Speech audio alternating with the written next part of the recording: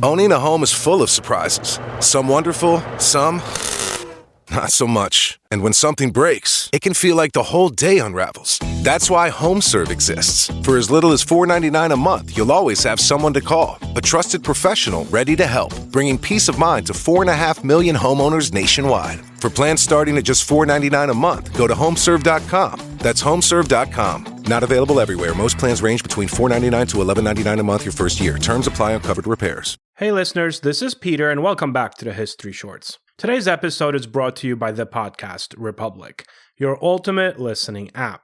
Discover and subscribe to thousands of podcasts from around the world. Download Podcast Republic today, available on Google Play and the Apple App Store. Today on History Shorts. It began as a simple voyage, a British naval expedition to collect breadfruit plants from the South Pacific. It ended as one of the most infamous mutinies in history, a tale of paradise, punishment, and the fragile line between discipline and tyranny. The mutiny on the Bounty is not just a story of rebellion at sea, however. It's a story about human nature, the clash between authority and freedom, order and desire, civilization, and the lure of an unspoiled world. We will finish today's episode with the history brief and Felton and Fowler's famous Americans you never knew existed.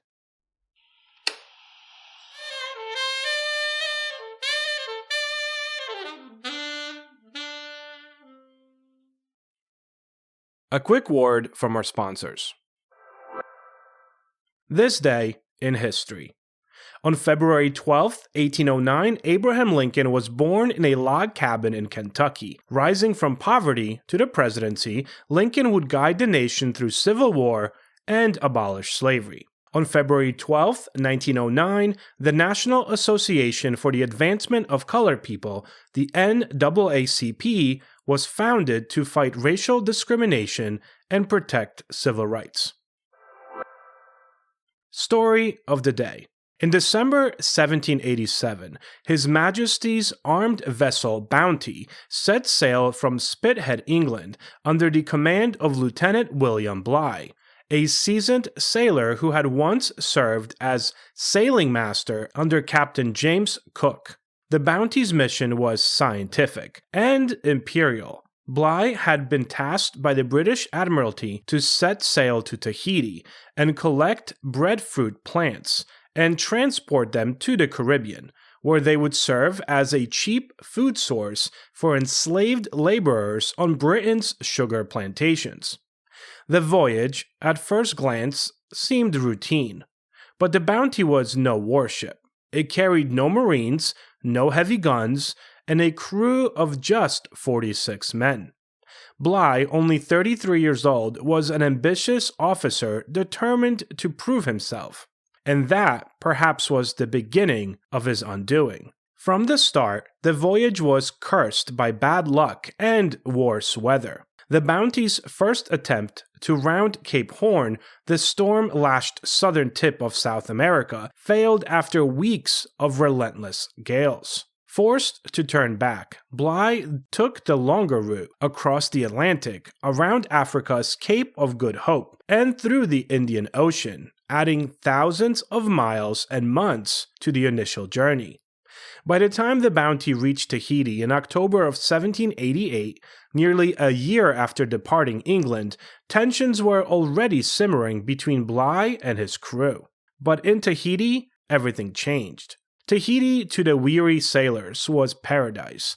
After months of cold rations and confinement, they found warm air, blue lagoons, and a people who welcomed them with generosity and ease. The British sailors, many barely in their 20s, were intoxicated, not just by the beauty of the island, but by the freedom it offered. They traded trinkets for food and companionship, formed relationships with local women, and embraced the island's open, communal lifestyle. Bligh's mission required a 5-month stay to cultivate and gather the breadfruit plants, giving the men plenty of time to grow attached to the island and its people. To them, Tahiti became a dream, a world without rank, cruelty, or cold discipline. But to Bligh, it was a nightmare. He saw his crew losing focus, becoming soft and drifting from duty. Bligh, a man of precision and authority, began cracking down, with sharp words, public humiliation, and increasingly erratic temper. His punishments were not excessively violent by the standards of the time, but his relentless insults, paranoia, and verbal abuse poisoned the crew's loyalty. When the Bounty finally set sail from Tahiti in April of 1789, carrying 1,000 breadfruit plants, it was leaving behind more than just paradise. It was leaving behind the men's will to obey. In the early morning hours of April 28, 1789, the Bounty drifted quietly through the South Pacific near the island of Tafua. On deck, Fletcher Christian, the ship's 24-year-old master's mate and Bligh's former protege, made his decision. He burst into Bligh's cabin with several armed men, dragged him from his bed, and shouted, "You're a prisoner, Captain. The ship is mine." The mutineers forced Bligh on deck, barefoot and barely clothed, as the crew divided into two camps, loyalists and rebels. Some hesitated, torn between duty and fear. Others, especially those who had found sweethearts in Tahiti or held grudges against Bligh, stood firmly with Christian. Bligh begged, reasoned, and cursed, but it was no use. The mutineers forced him and 18 loyal men into the Bounty's small open launch, barely 23 feet long. They gave him minimal supplies, food, a compass, a sextant, and a few tools. And then, as the ship drifted away, Bligh shouted after them, "You have done a cowardly act, Mr. Christian. I shall live to see you hanged." Against all odds, he would be almost right. What followed was one of the greatest feats of navigation and survival in maritime history. Bligh and his loyalists, adrift in the open sea, faced starvation, storms, and the threat of cannibal attacks from hostile islanders. Armed with only a sextant and a pocket watch, no charts and no compass, Bligh navigated the launch over 3,600 nautical miles to near present-day Indonesia. It took 47 days, during which not a single man was lost. Bligh's seamanship, even his harshest critics admitted, was quite extraordinary. But his survival also meant that the Admiralty would demand answers and vengeance. When Bligh finally returned to England, his tale of mutiny shocked the nation. The Royal Navy dispatched HMS Pandora to hunt down the Bounty and her crew. By then, however, Fletcher Christian and the mutineers were long gone. After the mutiny, the Bounty returned briefly to Tahiti. Some men, fearing pursuit, chose to stay behind, taking their chances among the islanders. Christian, however, sought a place where no ship could find him. He sailed deep into the Pacific until he reached the Pitcairn Island, a remote volcanic speck mischarted on British maps. There, he and 8 mutineers, along with a group of Tahitian men and women, burned the Bounty to prevent detection and then began their new lives in exile. But paradise did not last. Tensions soon erupted between the Europeans and the Tahitians, specifically over women, resources, and authority. Within a few years, violence and jealousy consumed the settlement. In 1800, when the American whaling ship accidentally rediscovered the island, only one mutineer, John Adams, was still alive. The rest, including Fletcher Christian, were dead, killed in fights or by drink or by despair. Yet Adams, who had reinvented himself as a patriarch and teacher, had built a functioning, peaceful community of descendants, the last legacy of the Bounty. Back in Tahiti, the men who had stayed behind were captured by the Pandora in 1791.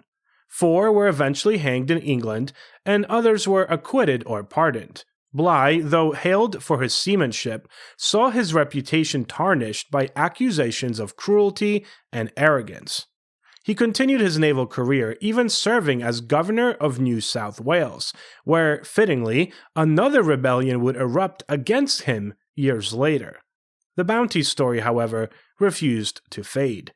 It became a legend, retold in court records, novels, and films, each version reshaping the story's heroes and villains. In some tellings, Fletcher Christian is a romantic rebel, the man who defied tyranny for freedom. In others, he's a reckless mutineer, seduced by paradise and then doomed by it. The History Brief. The following comes to us from Felton and Fowler's Famous Americans You Never Knew Existed. Amid tasteless ethnic jokes and naughty verses about newlyweds, the crossword puzzle made its obscure debut on December 21st, 1913 in Fun magazine, a Sunday supplement of the New York World.